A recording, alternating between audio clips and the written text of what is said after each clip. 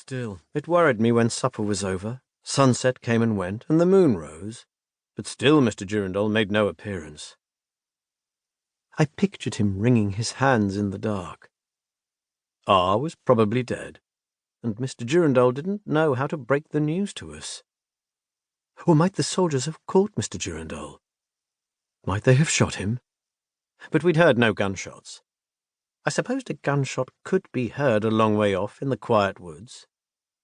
After nightfall there were no more planes, and the only traffic was a truck passing every hour or so. Grandmother worked on stitching a quilt. "He may not come tonight," she said. "The soldiers are likely watching the open field, and the moon is bright." So I pulled my feet up onto a high-backed chair near the same lamp and tried to read Arabian Nights. But I couldn't concentrate. I kept reading and rereading the same line.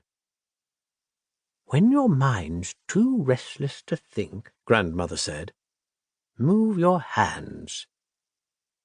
Getting out my sketchbook, pencil, and eraser, I drew a picture of the grove of the monsters as I remembered it, with the winged beasts snarling over the bushes and faces peering through the vines near and far. "You'd better not draw or write anything about Girandole or R," Grandmother said. "Not in your book there, and not in your letters." I nodded. "I'm only drawing the monsters." But I found myself unable to remember the details. My lines on paper did no better than words at framing the secrets of the shadowy wood. A silence passed in which I drew and erased, brushing away the eraser's grey crumbs, my fingers smudged with pencil lead. Suddenly, as if we were still in the midst of our morning's conversation, Grandmother began to speak. The things she told me were personal, and I marvelled that she was trusting me so much, and talking to me in the same tone she used with adults. As I looked back on it, I think she'd been testing me that day, or perhaps for many days, and I'd finally passed. "Girandole's my best friend." She put down her quilting and sighed. "You ought to know this, because someday you'll wonder about it, and I won't be around to tell you. First, he was like an uncle or a father to me. As I got older, he was like a brother, but even more than that. When I grew up, he insisted I find a man to marry, one of my own kind who could grow old with me. He didn't want to repeat the mistakes of the past, you see. So all the while I was with your grandfather, I didn't go to the woods, and Girandole didn't come out.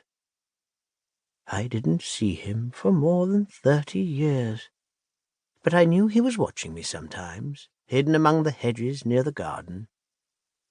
He wanted me to have a normal life, but at the same time it broke his heart. He loved me, you know, even though he tried not to. The heart is uncontrollable." I had no idea what to say. At last I managed, "Did you love him too?" She smiled faintly and seemed to fix her gaze far beyond the cottage walls. "Yes, I did, and I do." Her eyes found me again. "But I'm an old woman, and he's a fawn. What that means for us is friendship, and the knowledge that there's more to the larger story of things, much more beyond the borders of this world, beyond the walls of time." I wasn't sure exactly what she meant, but since she seemed to be in an answer-giving mood, I asked, "Did the fauns carve the statues?" "No.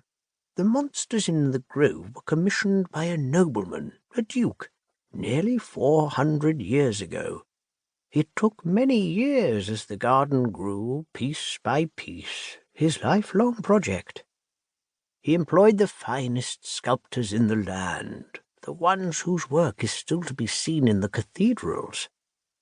"Why did he make them?"